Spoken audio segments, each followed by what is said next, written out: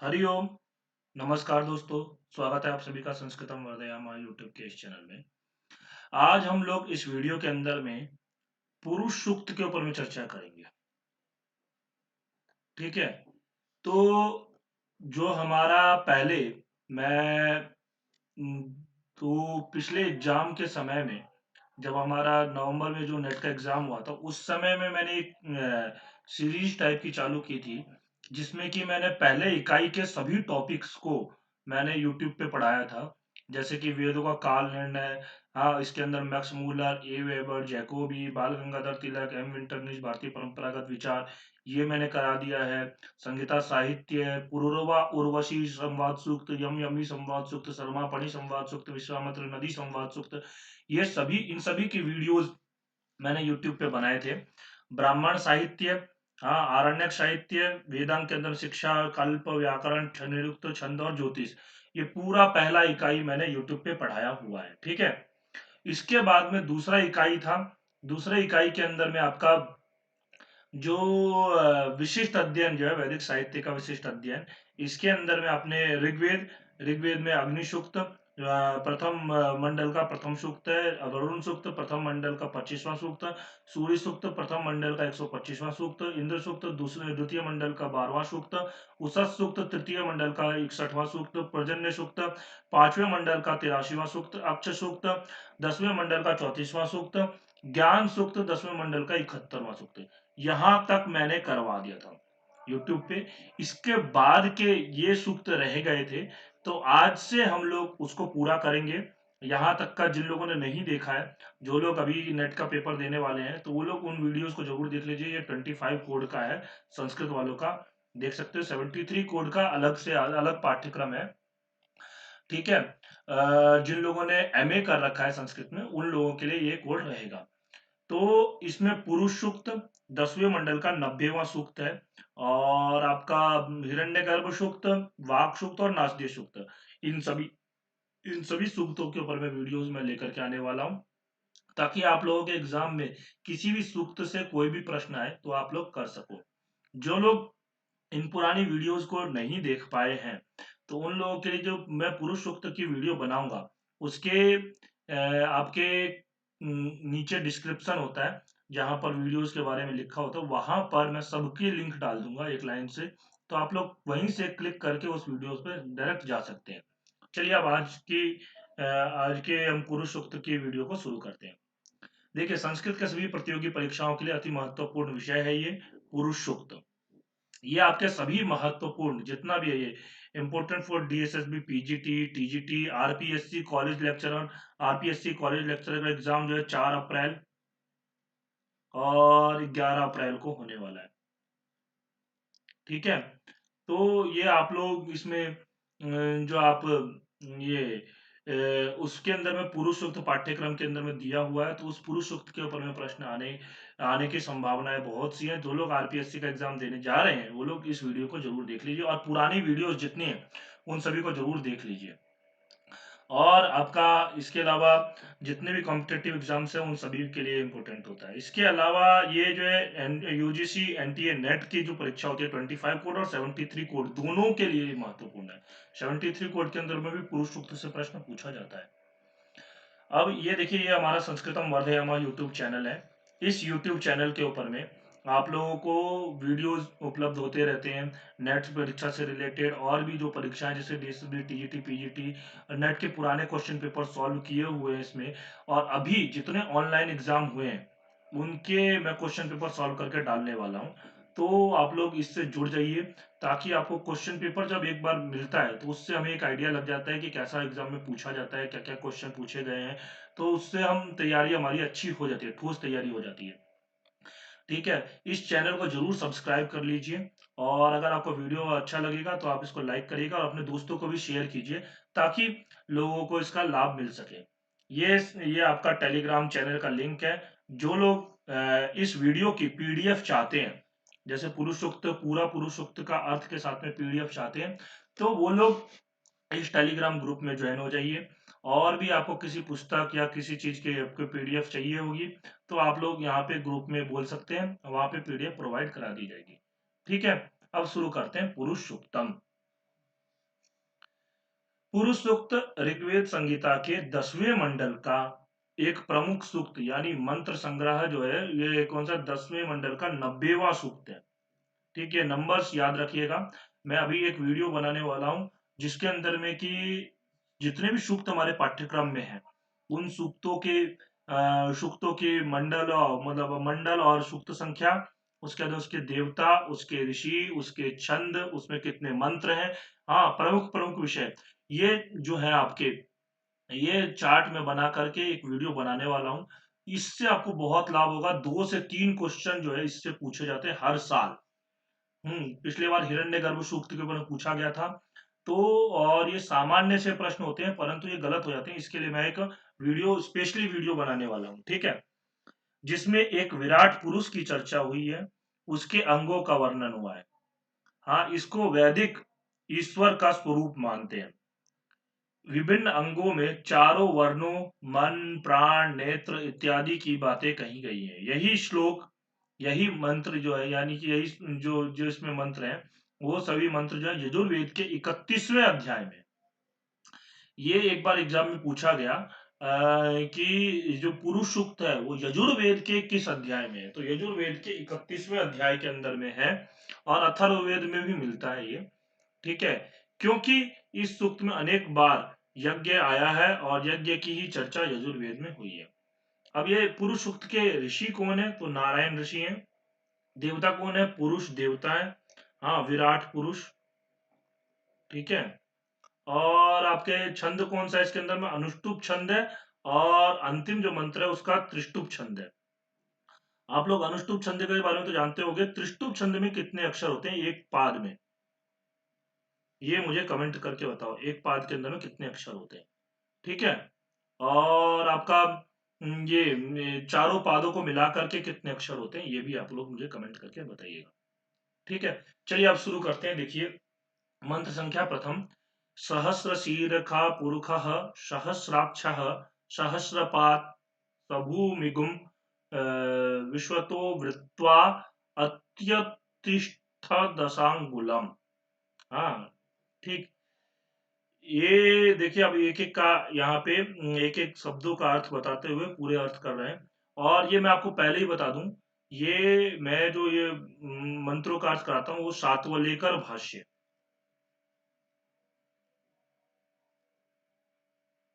के द्वारा कराता हूँ। इस सातवलेकर भाष्य जो है क्योंकि मुझे ये ज्यादा आसान लगा। सातवलेकर भाष्य के अंदर में शब्दशः अर्थ दिया हुआ है, तो इसलिए मैं उसी भाष्य के द्वारा आपको इन मंत्रों का अर्थ बताता हूँ। जितने भी मैंने सूक्तों के अर्थ बताए हैं, जितने भी संवाद सूक्तों के बताए हैं, वो सभी सातोलेकर भाष्य के द्वारा बताए हुए। देखिए, हजारों मस्तक जिसके, सहस्र शीर्षा सहस्राक्ष सहस्रपात। तो सहस्र शीर्षा यानी कि शीर्ष हो गया, शीर्ष यानी कि मस्तक, हजारों मस्तक जिसके हैं। ठीक है, सहस्राक्ष, हाँ सहस्राक्ष मतलब जिसके हजारों, जिसकी आंखें हैं। ठीक है, सहस्रपात, हजारों पांव जिसके हैं। ऐसा एक पुरुष ईश्वर, ऐसा एक पुरुष ईश्वर, सब भूमि विश्वतः वृत्वा, वह भूमि के, हाँ सब भूमि विश्वतः वृत्वा यानी कि वह भूमि के चारों ओर घेर कर रह रहा है। ठीक है, वो कैसे रह रहा है, चारों ओर भूमि के घेर करके रह रहा है। और दशंगुलम, दशांगुलम अत्यतिष्ठत, अत्यतिष्ठत मतलब 10 अंगुल रूप इस अल्प सृष्टि को व्याप कर बाहर भी है। यानी कि वो पूरी भूमि को घेर करके है और भूमि के बाहर भी वो 10 अंगुली प्रमाण में वो बाहर भी है। ठीक है, इस अल्प सृष्टि को व्याप करके बाहर भी है। कौन, जो पुरुष है। ठीक है, वो कैसा है, 100 शीर्ष वाला है, 100 आंखों वाला है, 100 पैरों वाला है, और पूरे भूमि को घेर करके है। और इसके अलावा 10 उंगली जो है वो सृष्टि से बाहर भी है वो। ठीक है, आगे दूसरा मंत्र, पुरुष एवेदम सर्वम यद्भूतम यच्च भव्यम उतामिरितत्वस्येषानो यदन्नेन तिरोहति। यद्भूतम यच्च भव्यम, देखो ये रहा यद भूतम यच्च भव्यम, यानी कि जो भूतकाल में हुआ था और जो वर्तमान में है तथा जो भविष्य काल में होने वाला है।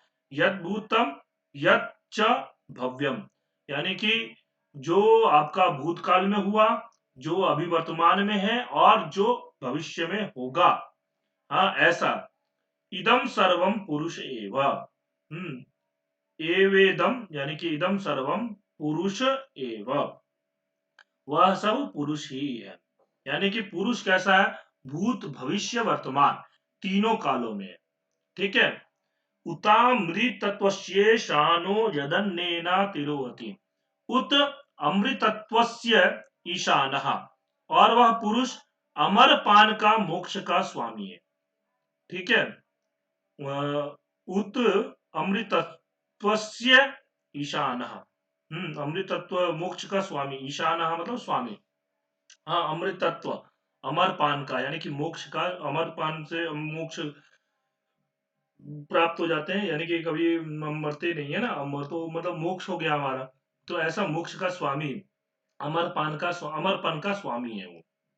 हाँ यदन्नेन अतिरोहति, यत अन्नेन अतिरोहति, जो अन्न से बढ़ता है। ठीक है ना। कौन, जो पुरुष ऐसा है कि वो अमृतत्व का स्वामी है और वो क्या होता है, अन्न से वो बढ़ता है। ठीक है। फिर आते तीसरे मंत्र पे। एतावानस्य महिमा तोति अतो ज्यायांश्च पुरुषः पादो अस्य विश्वा भूतानि त्रिपादस्यामृतं दिवि। अस्य एतावान महिमा, हाँ अस्य अस्य एतावान महिमा, इस पुरुष का इतना विशाल महिमा है।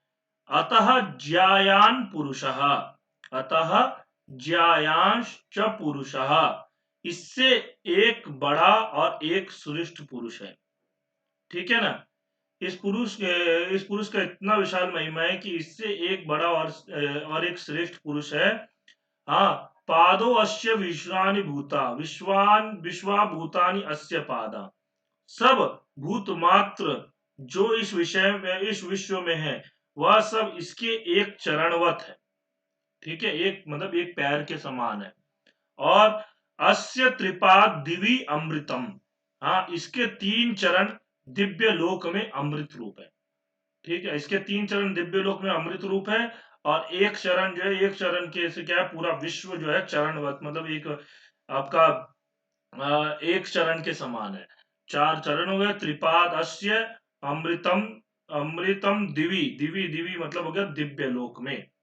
ठीक। तो ऐसा ये पुरुष है। ठीक, पुरुष के बारे में बोल रहे हैं। फिर उसके बाद आते हैं चौथा मंत्र। त्रिपादूर्ध्व उदेत पुरुष पादो अस्येहा भवत् पुनः ततो विक्वं व्यक्रामत शासने शासनानशने अभि। त्रिपाद पुरुषः ऊर्ध्वम उदेत, त्रिपाद पुरुष ऊपर द्युलोक में रहा है। ठीक है। हाँ त्रिपाद, ये वो त्रिपाद, देखो त्रिपाद पुरुषः ऊर्ध्वम उदयित, द्युलोक में रहता रहा है। अस्य पादः इह पुनः अभवत्, अस्य पादः इह पुनः अभवत्। हाँ इस पुरुष का एक भाग यहाँ इस विश्व के रूप में पुनः पुनः उत्पन्न होता है। अतः सह अशन, अतः ततः, ततः फिर यहाँ पे आएगा सह अशन अनशने विश्वं अभिव्यक्रामत, विश्वम अभिव्यक्रामत, पश्चात उसने अन्न खाने वाले और अन्न न खाने वाले विश्व को चारों ओर से व्याप्त कर लिया। मतलब क्या है देखो, ये आपका त्रिपाद तो उसका ऊपर द्युलोक में रहता है, यही पीछे बताया भी था ना इस वाले मंत्र में। हाँ कि क्या विश्वा भूतानि यस्य पादा, सब भूत मात्र जो इस विश्व में है वह सब इसके एक चरणवत है, एक पैद का। और बाकी त्रिपाद जो वो कहा दिव्य लोक में रहता है। तो वही है हाँ, त्रिपाद पुरुष ऊपर द्युलोक में रहा है, और अस्य पादा मतलब इस पुरुष का क्या है, एक भाग यहाँ इस विश्व में पुनः पुनः उत्पन्न होता रहता है। और वो क्या है, वो ऐसा है कि पश्चात अन्न खाने वाले और अन्न ना खाने वाले विश्व को चारों ओर से व्याप्त कर लेता है, यानी कि चारों ओर से व्याप्त कर लेता है। ठीक।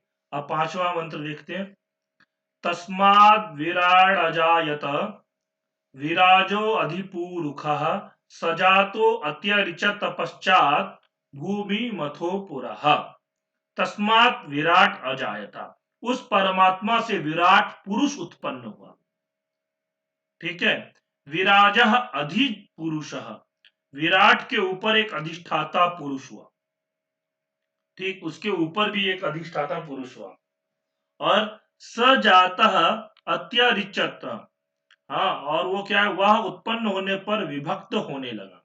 हाँ, विभक्त मतलब बंटने लगा। और पश्चात भूमिम अथो पुरा, हाँ, प्रथम भूमि आदि गोल हुए, अनंतर उस पर के शरीर हुए। हाँ, मतलब क्या, उस पर के शरीर हुए, यानी कि पहले वो भूमि आदि के तरह, मतलब भूमि आदि पर गोल रूप में आया, फिर उसके बाद में फिर क्या हुआ, वो शरीर रूप में आ गया। हाँ, यही ये मतलब इसमें कि जो ये पृथ्वी जो पुरुष जो है वो विभक्त हुआ ना, आपका अधिष्ठाता पुरुष, और वह उत्पन्न होने पर विभक्त होने लगा, मतलब बटन अलग अलग होने लगा। तो वही चीज, वही जो है, पहले भूमि आदि गोल हुए, फिर उसके बाद में उस पर से पहले भूमि आदि जो गोल भूमि बना, फिर उसके बाद में उसके ऊपर में शरीर हुए। ठीक है। अब आगे आते हैं छठे मंत्र पे। यत् पुरुखेन हविखा देवा यज्ञमतन्वत वसंतो अस्यासीत् आज्यम ग्रीक्म इद्मः शरद्धविः। यत् देवा पुरुषेन हविषा यज्ञम अतन्वत, हाँ, यत् देवा पुरुषेन हविषा यज्ञम अतन्वता, पूरी पंक्ति का ये अन्वय रूप में है। जब देवों ने विराट पुरुष रूपी हवि ने यज्ञ करना शुरू किया, तो अस्य वसंतः आज्यम आसीत, हाँ, अस्य वसंतः आज्यम आसीत, हाँ, वसंत ऋतु इस यज्ञ में घी का कार्य करता था। आज्य मतलब घी का कार्य, आज्य आज्य समिधा आज्य जो होता है ना, उसमें घी का कार्य जो कौन करता था, वो आपका यज्ञ के अंदर में वसंत ऋतु करता था। और ग्रीष्म इद्मः शरद हवि, शरद हवि, ग्रीष्म इद्मः और शरद हवि, यानी कि ग्रीष्म ऋतु ईंधन का और शरद ऋतु हवि का कार्य करती थी, जिसमें जब ये विराट पुरुष रूपी हवन हवि ने यज्ञ करना शुरू किया। ठीक है। तो उसमें वसंत ऋतु किसका कार्य करती थी, आपका घी का कार्य करती थी। ग्रीष्म जो है आपका ईंधन का, और शरद ऋतु जो है आपका हवि का कार्य करती थी। ये थोड़ा सा इंपॉर्टेंट हो जाएगा एग्जाम की दृष्टि से। ठीक है। नेट की जो परीक्षा भी होने वाली है, उसमें पुरुष सूक्त से अगर डीपली प्रश्न पूछा जाए, मतलब अंदर से गहन प्रश्न कर किया जाए, तो वो उसमें यहाँ ये प्रश्न हो सकता है कि बसंत ऋतु किसका कार्य करती थी, घी का, हाँ, ईंधन का, हवि का, या यज्ञकर्ता का। तो ये इस प्रकार से आपका बताना होगा, घी का कार्य करती थी, हाँ, और ग्रीष्म ऋतु किसका, ईंधन का, शरद ऋतु किसका, हवि का। ये हो गया, आरपीएससी के एग्जाम में भी पूछा जा सकता है। हाँ, किसी भी एग्जाम के अंदर में इसको पूछा जा सकता है। अब सातवां मंत्र देखते हैं। तम यज्ञम बर्हिखि प्रोक्षण पुरुखम जातमग्रतः तेन देवा अयजंत साध्या रेखयश्च ये। तम अग्रतः जातम यज्ञम पुरुषम बर्हिखि प्रोक्षण, तम अग्रतः जाता जातम यज्ञम पुरुषम बर्हिषि पोषण, यानी कि उस प्रथम उत्पन्न हुए यजनीय विराट पुरुष को यज्ञ में प्रोक्षण करके, ठीक है, प्रोक्षण करके यज्ञ में, ये देवा साध्या ऋषया च तेन अयजंत, जो देव साध्य और ऋषि थे उन्होंने उस विराट पुरुष से ही यज्ञ चलाया था। विराट पुरुष से ही फिर यज्ञ चला। हाँ, जो भी देव और मतलब जो देव थे जो साधित जो जिनके द्वारा ये साध्य होता, ऐसे देव और ऋषि थे, उन्होंने उस विराट पुरुष से ही यह यज्ञ चलाया, यानी कि करवाया। ठीक है, 8वां मंत्र। तस्मात् यज्ञात् सर्वहुतः संवृतं पृखदाज्यम् पशूंस्ताश्चक्रे वायव्या नारण्यान् राम्याश्च ये। तस्मात् सर्वहुतः यज्ञात्, ठीक है, तस्मात् सर्वहुतः यज्ञात्, उस सर्वहुत यज्ञ से पृखद आज्यम समृतम, हाँ, दही के साथ मिला घी प्राप्त हुआ। ठीक है, पृखद आज्यम समृतम, आज्यम मतलब आपका घी, और पृखद बोलेंगे आपको दही को, तो दही के साथ घी प्राप्त हुआ। तान तान वायव्यान आरण्यान पशून, वायु में उड़ने वाले पक्षी तथा वायु देवता के जंगल में रहने वाले उन पशुओं को ये ग्राम्याः चक्रे, ग्राम्य पशु बनाए। मतलब क्या है आपका, जो वायु में उड़ने वाले पक्षी थे, हाँ, और देवता के मतलब देवता के जंगल में रहने वाले पशु थे, उनको क्या किया उन्होंने, ग्राम्य पशु बनाया। पशुंस्ताश्चक्रे वायव्या नारण्यान ग्राम्याश्च ये ग्राम्या चक्रे। ठीक है, अब उसके बाद मंत्र संख्या 9। तस्माद् यज्ञात् सर्वहुतः ऋचः सामानि जज्ञिरे छन्दांसि जज्ञिरे तस्माद् यस्मात् तस्माद् अजुस् तस्माद् यजुः तस्मात् यजुः तस्मात् अजायत। तस्मात् सर्वभूतः यज्ञात्, उस सर्वभूत यज्ञ से ऋचः सामानि जज्ञिरे, ऋग्वेद के मंत्र सामगान बने। हाँ, ठीक है। तस्मात् छंदांसि जज्ञिरे, छंद अर्थात अथर्ववेद के मंत्र भी उसी से उत्पन्न हुए। तस्मात् यजुः अजायता, और उसी से यजुर्वेद के मंत्र भी उत्पन्न हुए। तो अगर प्रश्न में ऐसा पूछे कि ऋग्वेद, यजुर्वेद, सामवेद और अथर्ववेद जो है आपके किससे उत्पन्न हुए, तो उस यज्ञ से, सर्वभूत यज्ञ से, सर्वभूत यज्ञात्। हाँ, ये आपका इसका आंसर होगा। ठीक है, इससे चारों वेद बने। आगे मंत्र संख्या 10वां। तस्मा 10वां अजायत ये के चो भयादतः गावो ह जज्ञिरे तस्मात् तस्मात् जाता अजावयः। तस्मात् अश्वा अजायंत, उस सर्वभूत यज्ञ से घोड़े हुए। तस्मात् अश्वा अजायंत, यानी कि उससे घोड़े भी आए। ये के च उभयादतः, जो दोनों ओर दांत वाले हैं। ठीक है, दोनों ओर उनके दांत है, ऐसा। तस्मात् गावा ह जज्ञिरे, और उसी से गावें उत्पन्न हुई, गावें मतलब गायें उत्पन्न हुई। और तस्मात् अजावयः जाता, उसी से बकरियां और भेड़िया भी उत्पन्न हुई। यानी कि उनसे जो उसी सर्वहुत यज्ञ से कौन कौन उत्पन्न हुए, घोड़े उत्पन्न हुए, अश्वाजायता, और गावा हजगिरे, गाय उत्पन्न हुए, और अजावयव, अजावय मतलब बकरी और भेड़िया, भेड़ वगैरह उनसे उत्पन्न हुए। उसका 11वां मंत्र। यत् पुरुखम व्यददुः कतिधा व्यकल्पयन् मुखम किमस्य कौ बाहु का उरु पादा उच्येते। यत् पुरुखम वेददुः, जिस पुरुष का यहाँ वर्णन है, वर्णन किया है, उसकी कतिधा व्यकल्पयन, कितने प्रकार से कल्पना की गई है। अस्य मुखम किम, इसका मुख क्या है।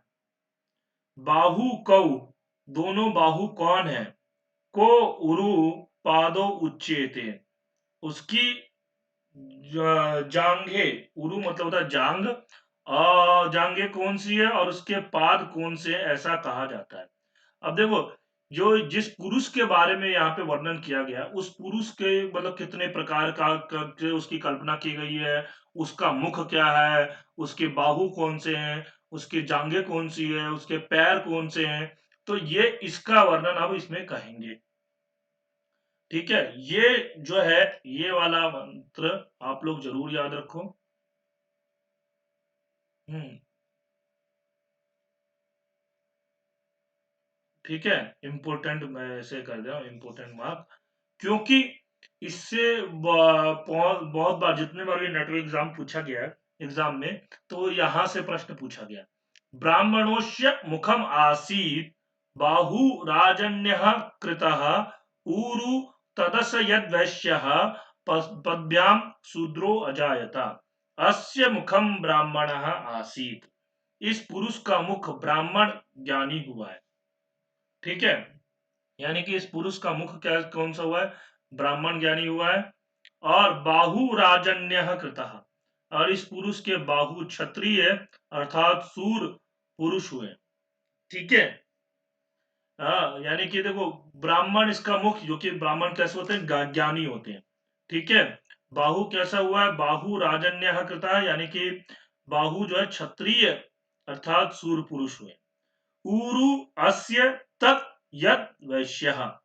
ठीक है, ऊरु अस्य तत् यद वैश्य, इसकी जांघे, हाँ वे हैं जो वैश्य है। ठीक है, वैश्य मतलब व्यापारी लोग जो है वो। और पद्भ्याम शूद्र हो जाता, पावों के स्थान में शूद्र। ठीक, तो ब्राह्मण मुख, क्षत्रिय बाहु, ऊरु वैश्य और पद्भ्याम शूद्र। ठीक है, ये जरूर याद रखना। इसके बाद में आते हैं मंत्र संख्या 13वां। चंद्रमा मनसो जातश्चक्षुः सूर्यो अजायत मुखादिन्द्रग्नश्चाग्निश्च प्राणाद्वायुः अजायत। मनसः चंद्रमा जाता, परमात्मा के मन से चंद्रमा हुआ है। तो इसीलिए देखो मन का जैसे ज्योतिष के अंदर में देखते हैं ना, ज्योतिष शास्त्र के अंदर में मन का स्वामी जो होता है वो चंद्रमा को माना गया है। तो इसीलिए बोलते हैं मनसः चंद्रमा जाता। ठीक है, परमात्मा के मन से चंद्रमा हुआ है। चक्षुः सूर्य जाता, परमात्मा को आंख से सूर्य हुआ है। आंखों से मतलब जो आंखें हैं उनसे सूर्य होता है। मुखात इंद्र, मुख से इंद्र, हाँ मुख से इंद्र। च अग्नि, और अग्नि हुए, मुख से इंद्र और अग्नि दोनों हुए। और प्राणात वायु हो जाता, और प्राण से वायु हुआ। ठीक, फिर इसके बाद में ये भी बहुत इंपॉर्टेंट है। नाभ्या आसीत अंतरिक्षम शिष्णु द्योः समवर्तता पदव्याम भूमिर्दिशः स्रोत्रात् तथा लोकान अकल्पयन। नाभ्या अंतरिक्षम आसीत, नाभि से अंतरिक्ष हुआ। नाभ्या मतलब नाभि, जो आप लोगों को सबको पता होगा, नाभि उसे बोलते हैं जो पेट के ऊपर में नहीं छेद टाइप का होता है, वो नाभि कहलाता है। तो नाभि अंतरिक्ष से हो, नाभि से अंतरिक्ष हुआ। शेषनाह द्योह समवर्तता, सिर से द्यूलोक हुआ। ठीक है, पदभ्याम भूमि, पावों से भूमि हुई। यानी कि ये जो तीन लोग जो हुए ना, आप लोगों ने सुना होगा देवताओं का द्यूलोक, अंतरिक्ष लोक और पृथ्वी लोक। इन तीनों के अंदर में देवताओं का निवास स्थान बताया गया। और ये अभी तो खैर इससे कम प्रश्न पूछे जाते हैं, पहले जब दो पेपर हुआ करते थे संस्कृत के अंदर में, आप जानते ही होंगे कि 50 क्वेश्चन का एक पेपर, सेकंड पेपर होता था, थर्ड पेपर 75 क्वेश्चन का। तो उसमें एक क्वेश्चन तो इससे पूछते ही पूछते थे, कौन सा देवता द्यूलोक का है, कौन सा आपका अंतरिक्ष लोक का है, कौन सा पृथ्वी लोक का है। अभी भी पूछने की संभावनाएं रहती हैं। हाँ, वो ज्यादा कोई खास बात नहीं है इसके अंदर में।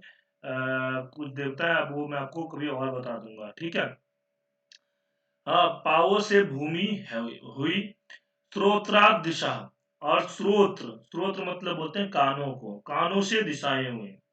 तथा लोकान अकल्पयन, और इस तरह लोकों की कल्पना करनी योग्य है। यानी कि इसी तरह लोक जो है बना, इसकी कल्पना करनी चाहिए।